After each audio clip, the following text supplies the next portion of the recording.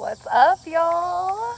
You'll have to excuse me. I'm just spritzing myself with my natural homemade mosquito repellent, bug repellent, and it really does work. We're burning daylight though, so I just went ahead and started recording.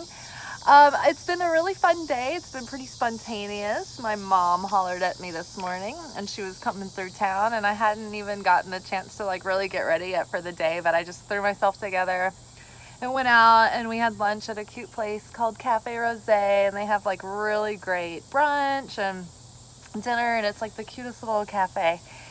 And this woman has another location in Brooklyn, but maybe it's actually just Cafe Rose. I always call it Rose, but it's just Cafe Rose. But anyways, Cafe Delicious, and we had fun. And then we went to an antique mall, and I found a like black band hat with like mirrored Art Deco like embellishments on it. It was the coolest thing. And then a tiny, like not a tiny, but a small snakeskin suitcase, like a hard vintage suitcase, about died over it. I was just like, oh my gosh, like if Horcruxes were real and you could like break up pieces of your soul and like hide them in objects, like those would be my Horcruxes, or two of them at least. But yeah, so after that I came home and I went for a run and I did some stuff around the house, and then I was wandering to the forest, and I'm just laughing because I feel very Jane Austen. I'll like go out wandering through the forest, the labyrinth out back, for like hours, and I'll see many a fetching gentleman back there along the path, and it feels like, I feel like very like 1700s-y, 1600s-y, like I'm just like everybody's like out in the forest, like on their way to wherever. But yeah, and a lot of times they're not wearing shirts either, so it's like bonus. So I'm the weirdo pervert walking through the woods, enjoying the high tide of hot beef, apparently. So it's a pretty good time back there. And then I ran into my coworker, actually. I was like out of body, like completely like just in a daydream, walking along. And then I noticed this dude who looked familiar. And like we both looked at each other, and I was like, that dude look familiar. I was like, was that Kevin from work? And then I was like, wait, he was wearing a Michigan shirt, like it's definitely Kevin. So we had to say hi real quick. It was strange because it's like, oh, I just ran into you in the middle of the forest, like that's so random. When does that happen? But anyway, on to the real reason we're here. I'm opening monologue fini. So today I pulled us an oracle card from the Vintage Wisdom Oracle deck, which I love, I'm obsessed with. And then I pulled us a tarot card, and the combination we got is the Ten of Swords, but the everything is fine version of the Ten of Swords. So in Modern Witch Tarot, there are two Ten of Swords. One is just the traditional Ten of Swords with the same picture, but then the second Ten of Swords is this one that says everything is fine. And I think that the everything is fine card is just a double emphasis on, like, no matter what appearances may seem right now, that everything is fine, that the worst is behind us, that we are at the end of this like pattern, this like very prickly time. I mean, I know that like people have been on edge over the last several days, and I've, had reports, people have been reporting in, and I've had my moments definitely. But the follow-up card we got to go with this before I get off on the tangent is beauty. And like when these two came up together, like this girl who's just so dead with like 10 swords stabbing her through, and then like everything is fine, and then beauty, I'm just like, the universe has jokes, right? Like, oh, everything is fine, just like see the beauty in the situation, it's all happening for you, it's not happening to you, and you're just like, shaking your fists at the heavens. I mean, yeah, it has been pretty prickly lately. And we have felt just dead, right? Because we've been like working so hard to overcome like deeply ingrained patterns from our subconscious. We've been digging through like childhood trauma. Deeply buried limiting beliefs have been coming up to the surface for us that we've been choosing to work through and reprogram. We've been overcoming, our shortcomings and bad habits and negative patterns. And facing disappointments and letting things go and never giving up and just keeping, like persisting through everything and being true to ourselves and following our dreams no matter what, and then letting it all go and surrendering and not needing anything and needing everything and being nothing and dancing like no one's watching on the brink of oblivion, like screaming into the void. It was what I wrote today, and that's like literally how I feel recently.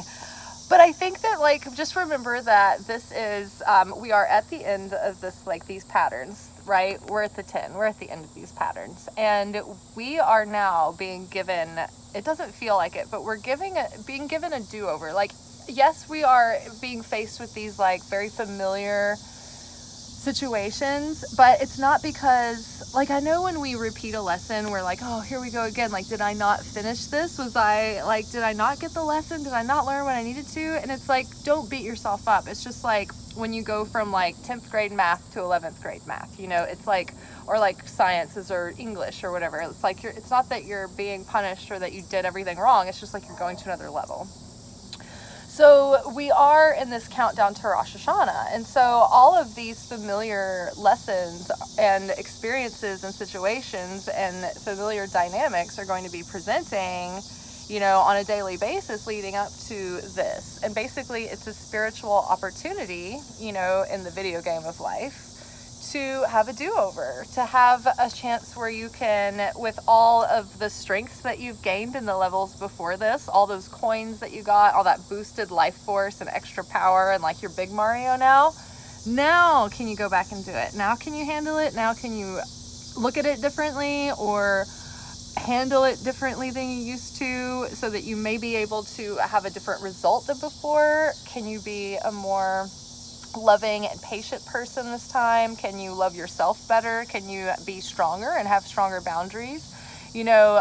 Being loving doesn't always mean being nice, being a pushover. Sometimes it means, being the person that, has to set a boundary in the situation, like, hey, let's change the subject, let's do this, let's not do this. You might have to be the person that tells, the truth to yourself or to someone else, and that, it's not always, it doesn't always make you feel nice. Sometimes there's tough love too. There's strong love. When it gets too out of balance, that's when, on the tree of life, a virtue becomes a vice, right? So we need to balance kindness and mercy and justice also with strength. And we can't overdo the strength either, because then we become callous, right? So it is a balance. But so we're learning to find that new balance, and we're learning to set our boundaries. We're learning to slow down and witness familiar situations coming up, and encouraging ourselves to slow down. Take a breath before you get irritable, before your buttons get pushed, before you get triggered. Just don't do anything. Don't say anything. Pause. Observe your thoughts. Could you be making assumptions based on, your old stories, right? Like, what old stories do you not have to tell anymore? What old stories do you not have to play out anymore, right? Think about, in that moment of pause, okay, this person or situation, but let's assume that every person that we're dealing with is fighting a battle we know nothing about. Their inner child is in reaction and trigger mode usually, and unless they are also into this kind of thing too, are they as aware that you might be in this situation? Are they as present? Are they as conscious, right? So you are going to have to be the one doing the workaround, because you have no idea, like, if they know, if anyone's flying their plane, you know what I mean? Like, we're still trying to learn how to fly our plane, right? Without being on autopilot. So take that into consideration. So it helps you not to take other people so personally. If you're meeting a situation, that doesn't have like a direct, singular person in it, just take your time. Ask yourself, why is this in the story this way? Why is this being presented to me? What is it meant to be having me look at about myself or my situation? If it is a triggering situation, why is it triggering? When did I first feel this way or have these thoughts? Or, what can I relate my earliest memory to feeling this way or being in a similar making, having similar train of thought as this and a pattern that came from it. So we're always trying to like go back and observe and try to like unpack where things come from, right? And it helps us understand, okay, well, what is driving us in the moment? Oh, is that authentically me? Or am I making an assumption that this is going to somehow fill a void in my life, right? So you start becoming more self-aware and more intentional. And then when you are, as you are kind of noticing these patterns come up and these life lessons come up, you're starting to see the beautiful machinery of how the universe works, right? And so then when you can really appreciate the way that a situation is playing out and you can surrender to the moment, embrace the process, you can kind of stand in awe of it and like really appreciate like what it's taught you, and you can see the beauty in life and the value of the situation and the wisdom that it has provided you.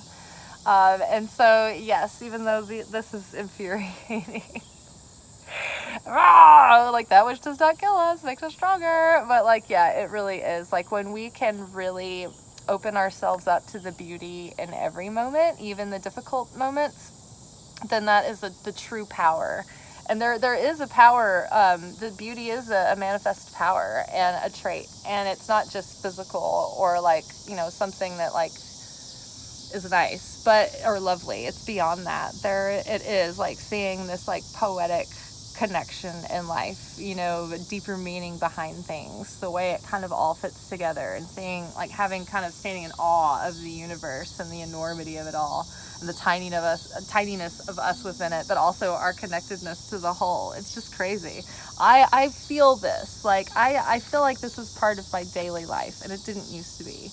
I remember one time before I was awakened, just being so frustrated and so bogged down and so like just about to snap with such a short fuse. And I remember writing on a post-it and putting on a mirror, like one of my goals is just to be able to feel joy for no reason. And it's so sad. I feel so bad looking back on this like girl that used to be, because it's like, oh, she felt so much older and more sad and like at a dead end than I do. And that was like 12 years ago, 13 years ago. And now I feel pretty much joy for no reason most of the time. And hardly ever do I just not feel at least content or like some level of fulfilled during the day. And I feel like I see beauty and magic in life and divinity and within the whole of it at least once a day. So I think it's a practice. I think it's a muscle that you develop, and I think it's a choice. But it's a worthwhile practice to have. All right, y'all. Everything's fine. Everything's coming around again for you to be able to see if you can do it differently this time, though. So try not to like squander the opportunity. All right. But if you mess up, short circuit, don't beat yourself up about it. Right. That's how the devil gets you twice. If you mess up, no big deal. Right. Because this is the season of atonement. It's teshuvah. Right? So it's not necessarily about being all ashamed of yourself and guilty and like atoning for your sins. It's just like getting back on path. Like think about like recalculating, course correction. That's it. Like get back on course. Shift your focus back on to, what is beautiful, not what is catastrophe, right? It's just about getting that consciousness back where it needs to be, being present with the moment. Having a cause consciousness and not an effect consciousness. Having a consciousness of love, Christ consciousness. All right, y'all. I am going to go in here and do some meditations and eat some dinner and veg out. I'm so excited. All right. Have a good night. Ciao.